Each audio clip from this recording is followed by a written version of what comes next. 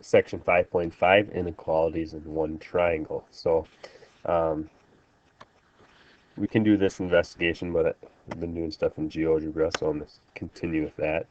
And what I'm going to do is I'm just going to move these angles around a little bit. All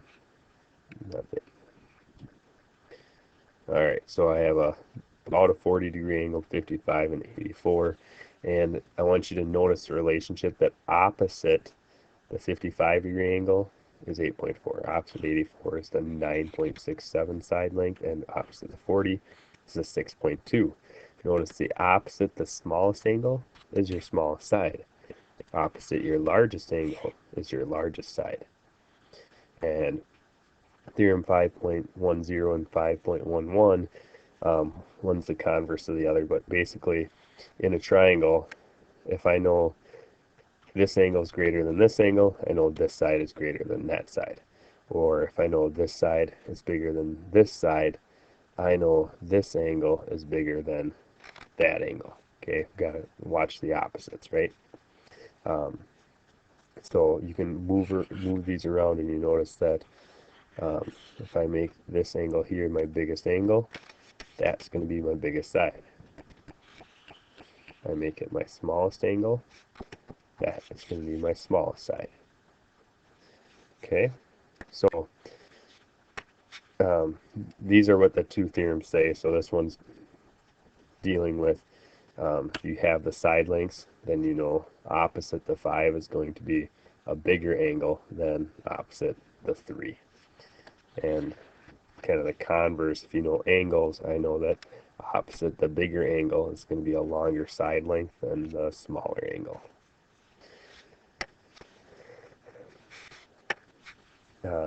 So one quick little review, if you remember theorem 4.2, you probably would have to look it up. It's one of the obscure theorems from chapter 4, but this is an exterior angle, and we knew that the angles inside the triangle add up to 180, and these two angles add up to 180. Okay, so if these two angles add up to 180, and these three angles add up to 180, if we subtract out this angle, the red angle here, from both statements, all of a sudden we get angle 1 equals the measure of angle 2 plus the measure of angle 3. Okay, so that's what the theorem 4.2 says. Now, I don't even know why they called this one a theorem, because it seems pretty obvious if you can remember this theorem. But basically, they say in this next theorem in this section, I'd call it corollary to 4.2, but they basically say that angle 1 is going to be bigger than either angle A or angle B. Angle 1 is greater than angle A. Angle 1 is bigger than angle B. Doesn't that make sense? If you had to add A and B together to get 1, angle A and B have to have it measured greater than 0, so it works. And it's still the case even if you had a situation like that.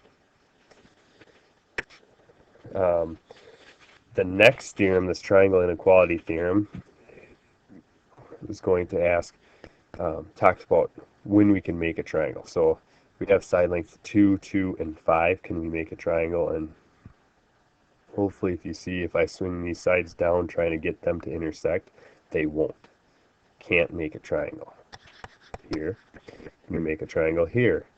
Well, these ones, if we swing them down, they're going to intersect right on this line 5, right? This length of 2, that's a length of 3. So this would have no height. If it doesn't have a height, it's not a triangle.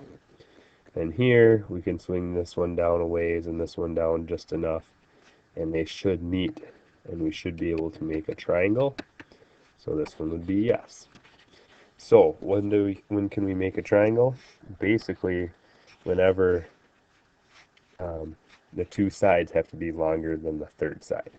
So that's basically the last triangle inequality. Any two sides of a triangle are greater than the third side. And how about now? So we've been sticking with the theme of one side 2, one side 5. We went 2, 3, 4. We couldn't, we could. So now, can I change 4 to 8? Can we still make a triangle? And hopefully you recognize that 5 plus 2 is only 7. They are not going to make the length we need to get from this point to that point. So this would be no one more time. So if you notice at some point here, anything bigger than 3 would work for this side, but it would have to be smaller than 7. Okay, so that's kind of the thing I want you to see, that in order to make a triangle,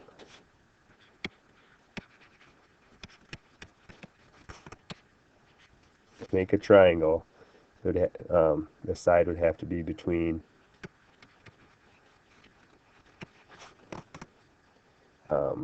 3 and 7. So we're not counting 3 and 7 as working. Okay.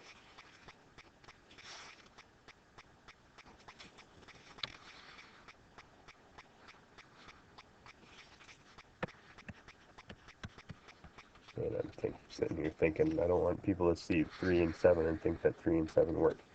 All right, so can I sketch a triangle with sides 3, 3, and 8? Notice these two sides are too short. No. 6, 6, 12? No. 9, 5, 11. Man, 5 must be too small. We must not be able to do that. Well, let's see. Take your two shorter sides, add them together. I get 14. And that is greater than 11, so yes, we can. Okay, so you always add up your two shorter sides is the fastest. That's the critical um, point in it. Now, a triangle has a side length of 8 and another of 17 centimeters. So let's make that 17 centimeter leg on the bottom. Always helps draw pictures. And 8 over here. Describe the possible lengths of the third side. So we have two cases. One when they meet way down here, or one when, well, let's do the first one. If it's a real short triangle, this side and this side are barely going to make 17. They're going to be a little bit bigger than 17, right? So they're barely touching.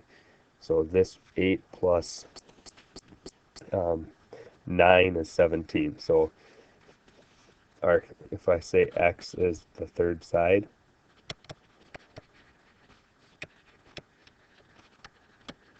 then x has got to be bigger than 9. 8 plus 9 is 17. Well, what's the extreme case? What if this side is the longest side? Okay, so what if this mystery side is the longest side? It's going to be, if I took 8 and 17 and add those together, if I stretch those out, here's 8, here's 17. How could we make a triangle with almost no height? 8 plus 17 is 25. So we can't exceed 25. That kind of makes sense. I feel like I'm talking to myself. Anyways, so those are your two cases.